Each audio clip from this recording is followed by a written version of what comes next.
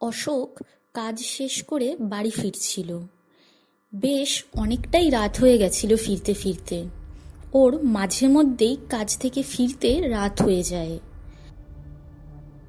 রাস্তায় কোনো কিছু না থাকার জন্য ও পায়ে হেঁটেই ফিরছিল। সামনেই রেল লাইন, যদি রেল লাইন পার হয়ে যাই তাহলে আরো তাড়াতাড়ি পৌঁছাবো। এই বলে সে রেল লাইন পার হতে গেলে পা হড়কে পড়ে যায়। হঠাৎ তার কানের কাছে কেউ কিছু একটা বলে। কে কে? অশোক এদিক ওদিক তাকাতে কাউকে দেখতে পায় না। হঠাৎ দূরে দেখে একটা কালো ছায়া।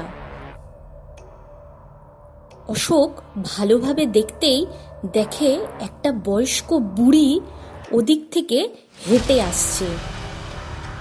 অশোকের নজর তার পায়ের দিকে গেলেই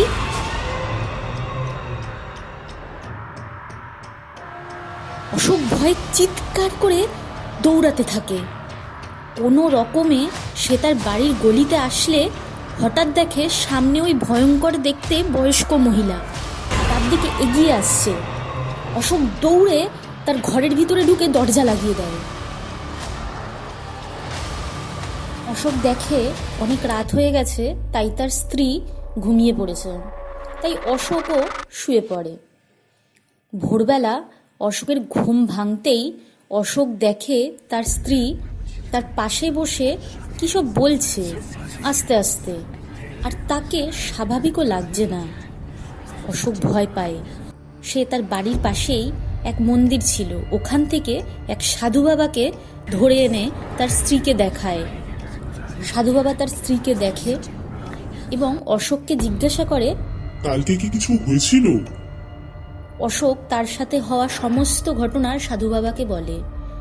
তখন সাধু বাবা বিড়বিড় করে কিছু মন্ত্র উচ্চারণ করতেই কিছুক্ষণের ভিতরে অশোকের স্ত্রী সুস্থ হয়ে ওঠে।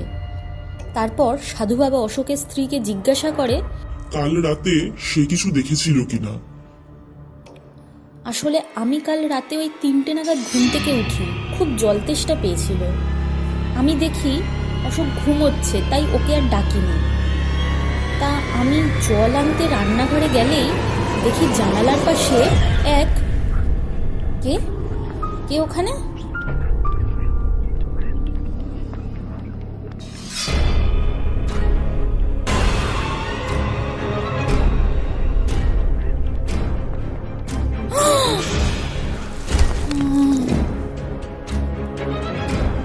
মাথা ঘুরে পড়ে যায়।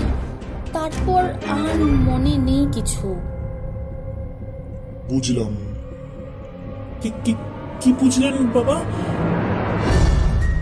আসলে কদিন আগে ওই লাইনে এক বুড়ি কাটা পড়েছিল।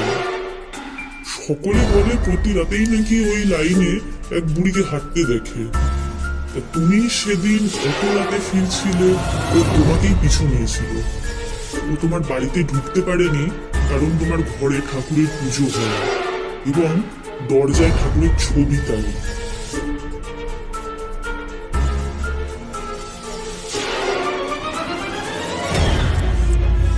পারলে কখনো অত রাত করে রেল লাইন দিয়ে আসবে না।